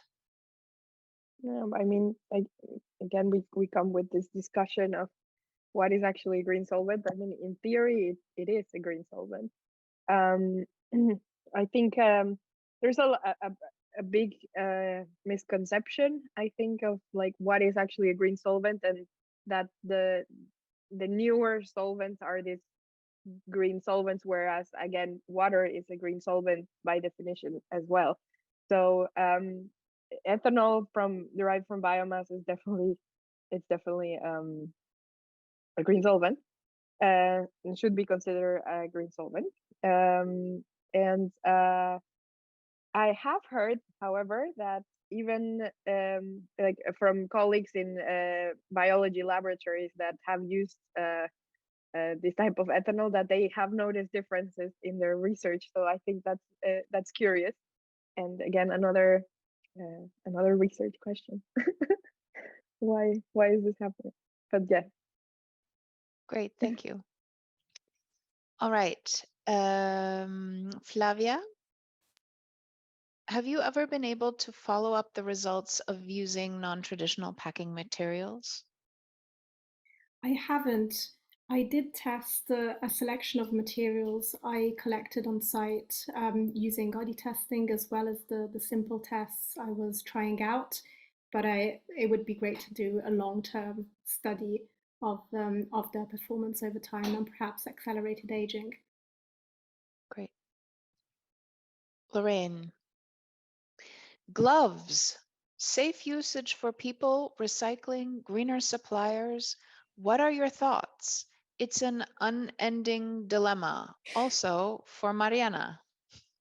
Gloves. The gauntlet has been thrown, people. The glove has been thrown down.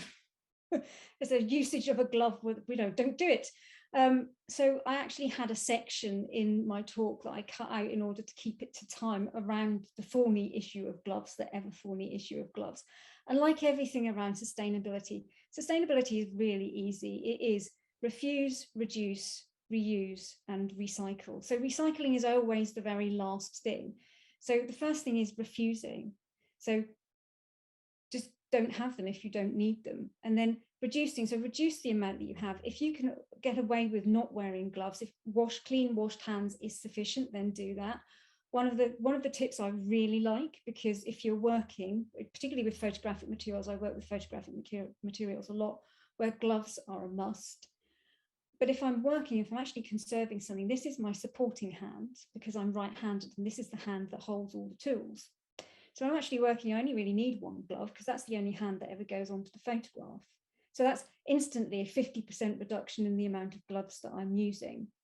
You have to remember also that gloves can be washed and reused. So when I finished a piece of work, I leave the gloves on and I go and wash my gloves whilst they're still on my hands under the tap to clean them.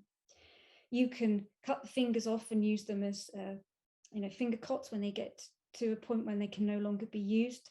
If we're talking about, say, recycling, if you can use latex gloves, then latex gloves are naturally biodegradable, whereas the nitrile ones will need to go into recycling. The issue I have as being somebody who works on their own is I simply don't create enough glove waste to be able to afford a TerraCycle bin. But the TerraCycle bins are really good. I had a look earlier this year, a couple of weeks ago actually, and whereas it used to be just a glove bin, you can now get a bin that is all PPE. So you can put your masks in, you can put your goggles in, you can put gloves in, or you can have one that basically takes everything. So it's like a mixed bin and you can put so many different materials in. So I think they have realized that there is an issue with having a single item bin because people simply can't fill them up.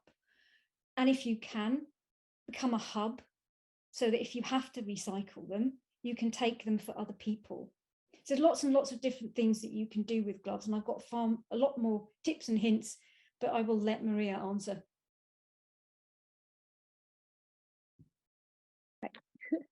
Well, I think you said it all. Yeah, the TerraCycle the thing would be one.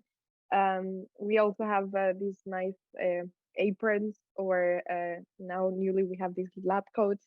We always put our gloves in there, so every time the gloves are accessible every time we need them, but also we don't lose them, so we don't need to be taking new gloves every time we need them. And yeah, the cutting of the fingers, I think it's a very good one. I use it a lot for retouching.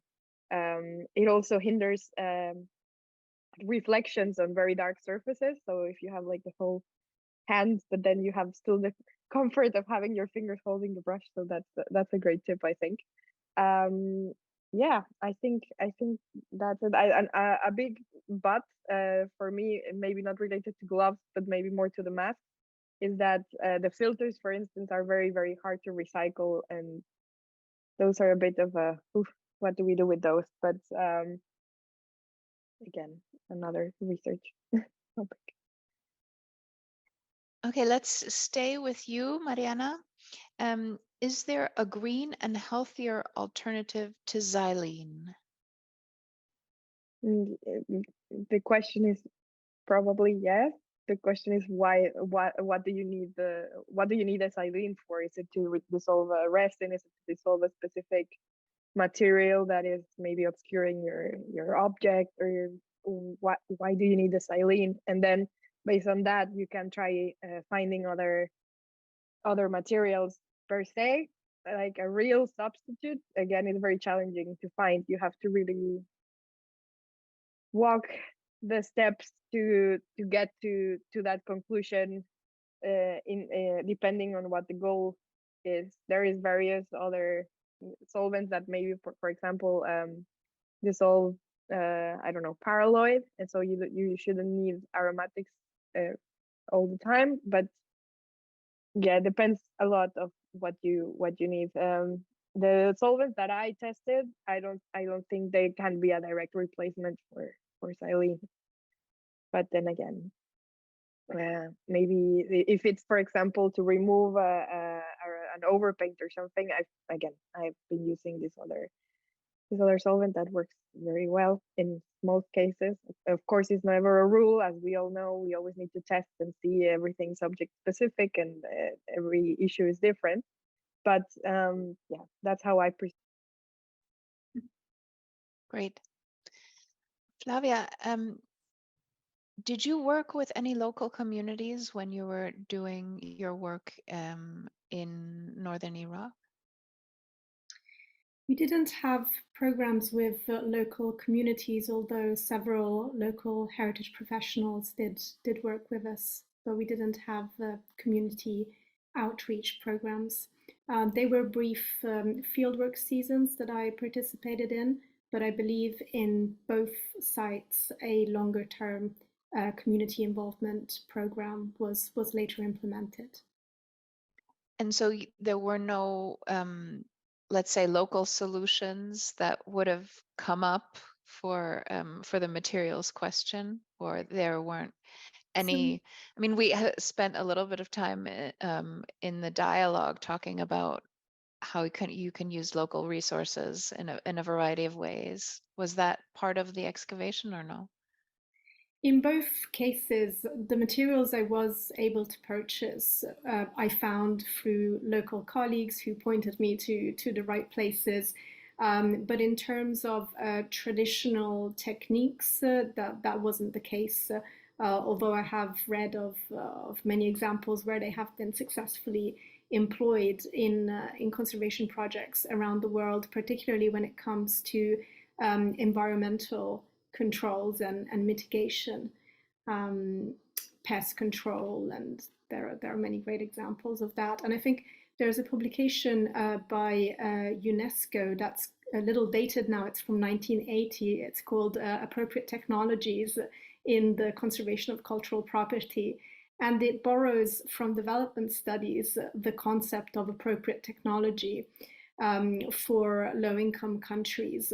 So the idea is that when the solutions that are developed in the global north are unquestionably transferred to global south settings, that results in an appropriate transfer of technology. And on the opposite, appropriate solutions are those that fit the context and the need, both in complexity and in scale. And certainly local knowledge for preservation, for environmental control, for adequate buildings is essential in this. It is the best example of an appropriate technology because it's developed with the local context in mind. Great, thank you. All right, Lorraine, do you have any suggestions to reduce the often terrible footprint of exhibitions? Oh, wow.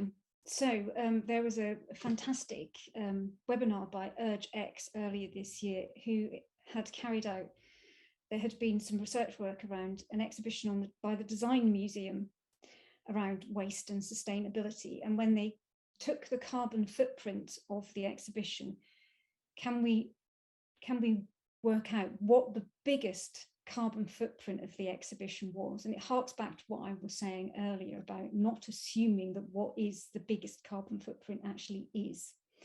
So the biggest carbon footprint of that exhibition were the screws that were used. So the screws that were used to put the cases together, to put things on the wall, that had the biggest carbon footprint. Now, who would have thought of that? So again, it goes back to what I was saying. In order to understand what you're doing, you need the data. So in order to make exhibitions have a less impact, so to reduce their carbon footprint, we need to know what the biggest carbon footprint of that exhibition is. And it's going to vary from exhibition to exhibition.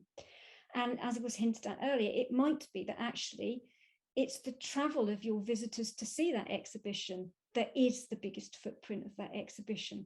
So make sure that you have on your website details of how people can get to you by public transport, where the cycle racks are, if there are showers that people can use when they arrive so they can have a shower before they go and have a walk around your exhibition. Think about how people are getting to you, because that might be your biggest footprint. So unless you measure, you can't know where your biggest impact is, but there are lots of little things that you can do. For example, the screws, the cases at the Tate were all made from easy to source materials, where we've been talking today about best practice and having to use the materials that are stated in the guidelines and in the standards. They weren't because they were in there for short term. And that's the other thing to think about. So if your exhibition is up for 6 weeks to 3 months, do you have to have conservation grade materials? Do your labels, even things like labels, people put those on conservation grade materials. Do your labels need to be on conservation grade materials? And as Caitlin was saying, think about the context. If it's a piece of, if it's a stone, that might be less vulnerable than a parchment. So that's not going to need the same level of environmental control or protection or case or whatever.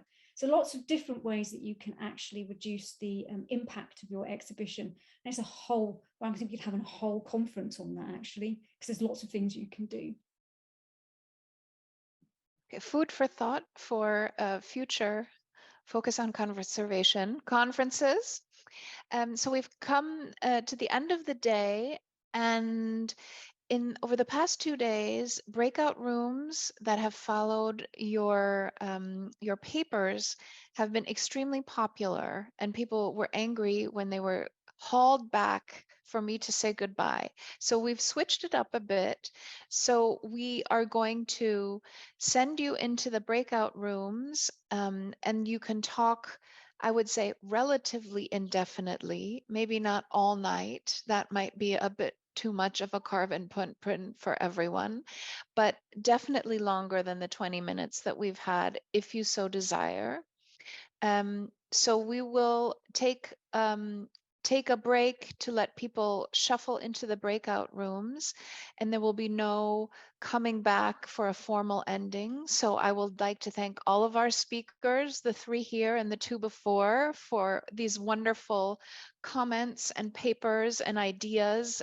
They're very inspiring, and I hope everyone will start getting to work on everything, cutting gloves, throwing them in special trash cans. And I'm looking forward to seeing all of you tomorrow at 1300 UTC for our last day. Thank you so much. Have fun in the breakout rooms.